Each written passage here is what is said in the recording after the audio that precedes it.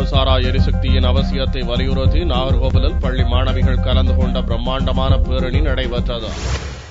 முன்னாள் பிரதமர் ராஜீவ்காந்தியின் பிறந்தநாள் மரபுசாரா எரிசக்தி தினமாக கடைபிடிக்கப்படுகிறது.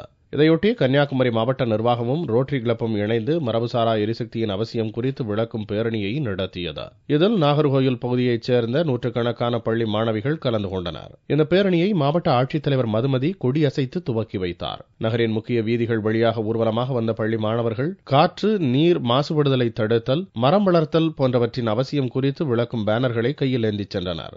இந்த பேரணி மிகவும் பயனுள்ளதாக அமைந்ததாக பேரணியில் பங்கேற்ற மாணவிகள் கூறினார். மரபுசாரா எரிபொருள் அந்த பேரணிக்கு பேர் தான். அது எங்களுக்கு ரொம்ப யூஸ்ஃபுல்லா இருந்துச்சு. 1500க்கும் மேற்பட்ட மாணவிகள் அதில் கலந்துக்கிட்டாங்க.